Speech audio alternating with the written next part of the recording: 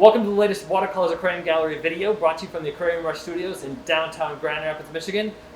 It's always my favorite kind of video when we get to unbox stuff. Yay. And we're unboxing plants today. Yeah, it's been a little while since we've done a plant one, so I'm really excited. Well, it's been a little while because we have so many plants being produced here at the gallery that we haven't had to order as much lately. Yeah, so it has been very nice. it's not that we're not getting new stuff in. But now we got new stuff in. I would like to take this moment to say, call out specifically Sally and say, good for you. Yeah. Ooh, that's a This lot of looks green. like some good stuff. Look at that big pile of moss. Yes. Big pile of just straight up Java moss. Mm-hmm. Who doesn't need more Java moss? We definitely need that.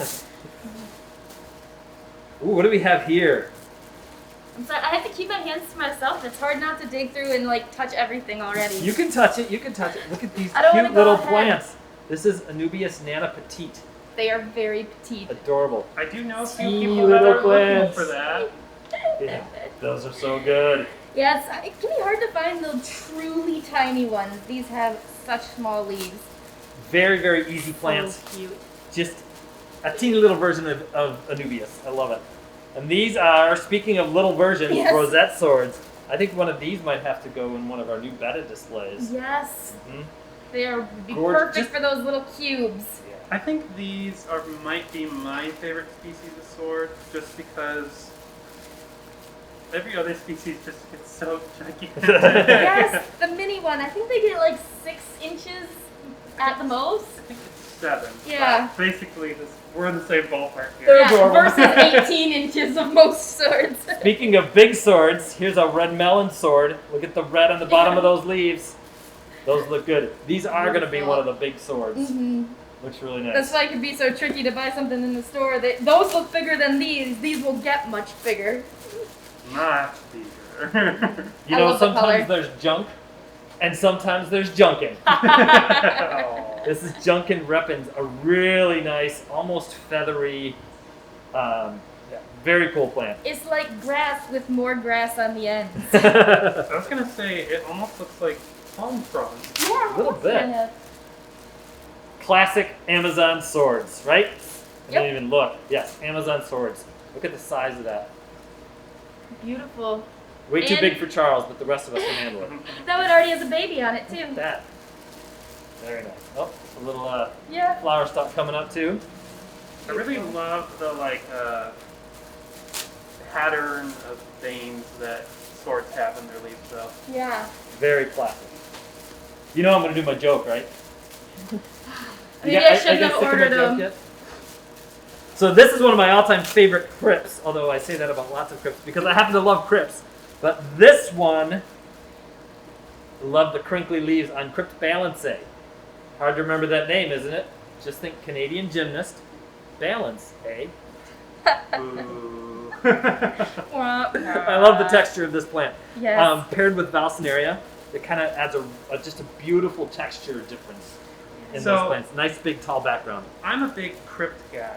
That's Mhm. like one of the few genera plants that I'm like, oh yeah, I actually know this and I'm familiar with it.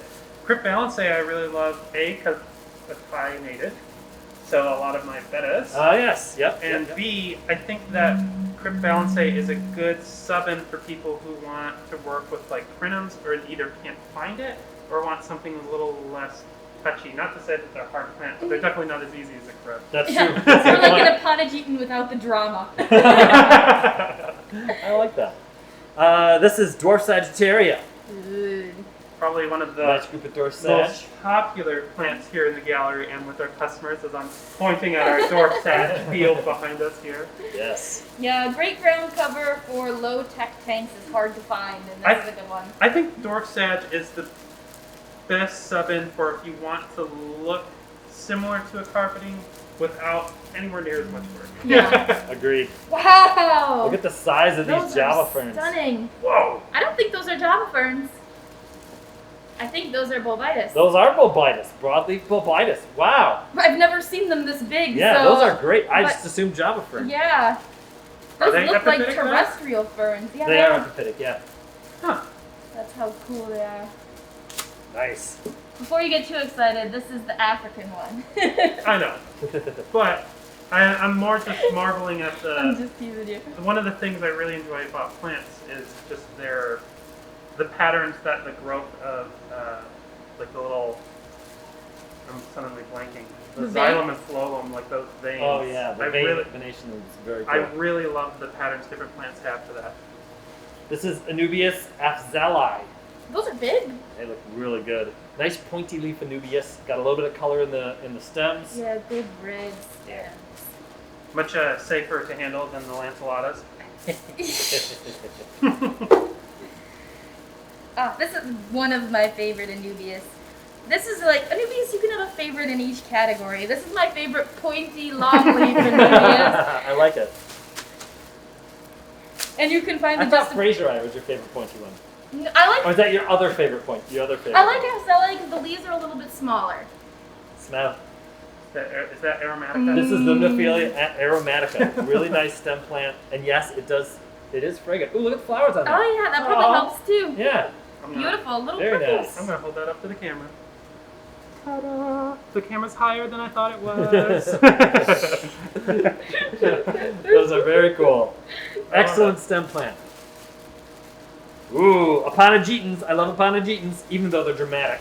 That's part of the fun. Yeah, this is Caparoni. These are my mom's favorite genera of aquatic plants, and if you'll remember, like 2 months ago, I bought like one of each type we had in the store and sent them out for her. The size of these bulbs is fantastic. Yeah. Don't be afraid if you see one of the Aponogetans and the bulb doesn't have a lot of leaves on it. The leaves will grow. I'm just going to pull one out here that's got good leaf growth. There's the beginning of that Aponogeton starting to grow. These leaves are going to get 3 to 4 times as long, get some nice density to them. And Caperonii has that really ruffly look. Very cool. Almost like a cryptellum. Yeah. And back to crypts. Crypt parva. This is one of the smallest of the crypts. I think it's the smallest species I've ever seen with my own eyes. Tonkinensis, actually, which is a variation of. We just talked about this. I thought it was a variation of like crispatulata or something like Crispatula, that. I believe yeah. you're correct. Yeah. But anyway, back to crypt parva. By the way, we're looking for Tonkinensis. If I find it, we will let you know. Yeah, the smallest readily available crypt, certainly. Yeah, crypt parva. These guys. This is really going to be about as big as that crypt is going to get. With really good light, it'll stay a little bit shorter and spread a little bit better, almost like a ground cover. With the ease of a crypt. It's also a great ground cover for a low-tech tank if you've got a lot of patience. It's a slow grower, but totally worth the It wait. is worth it. Definitely worth I it. also really love, I've seen in some systems with high light, they won't grow like straight up. They'll grow almost, not almost corkscrew, but almost like a curly hue like Yeah. stem. And it's just so unusual. I don't see that a lot. This is Ammonia gracilis. This will get some great red once it grows in its submerged form. Definitely one of the bigger transformations out there. It changes almost completely. Mhm. Under the twin star lights we have here at the gallery, the growth and the red color in these is stunning. It really is. Speaking of red plants, Alternate or Scarlet Temple plant.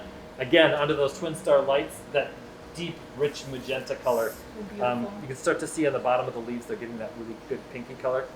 There's flowers all over these things too. Speaking of twin stars, I want to call attention to the fact that you have been so excited for them that yesterday you made us double the number of twin stars we have on the retail tank. I did, because I love the twin stars.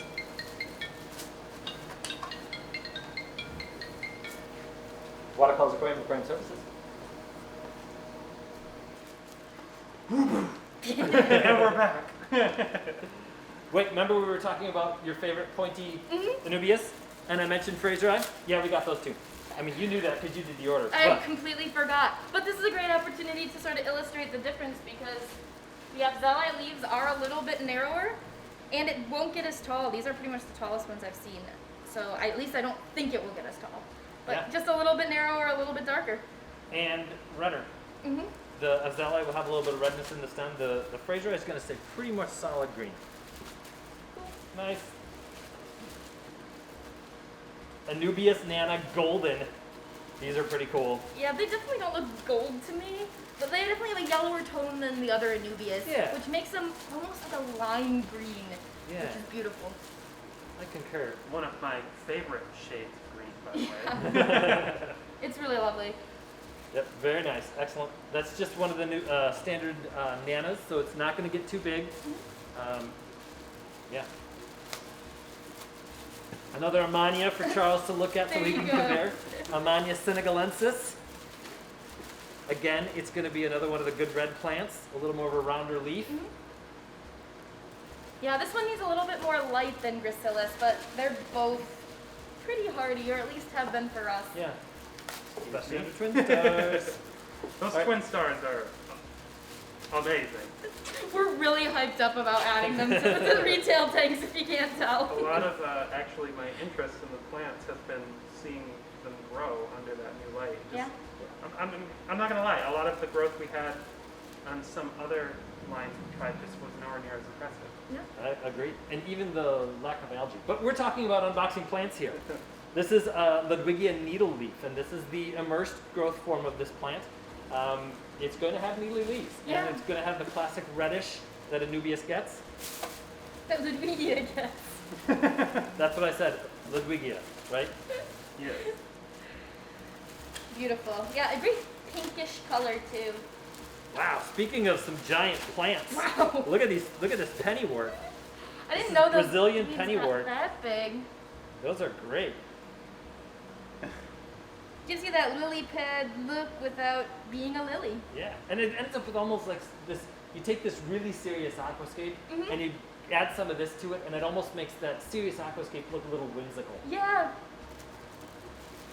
It does have that sort of like fairy garden look to it. Uh-huh. Those are really fun. This is one of the high-tech plants that I really want to work with in detail one of these days. Mhm. This is Goldenacea, and the immersed form has got kind of that classic lime green look to it, but when it is grown properly under high-tech conditions, it gets this golden color to it, that when that's accented with the red, with a good red, it just, I don't know, it reminds me of fall in an aquarium. Yeah. And I don't know, somebody's got to try it. There's nothing that has that quite that same shade as this plant. We've managed to get a few really interesting colors out of these in our retail tanks.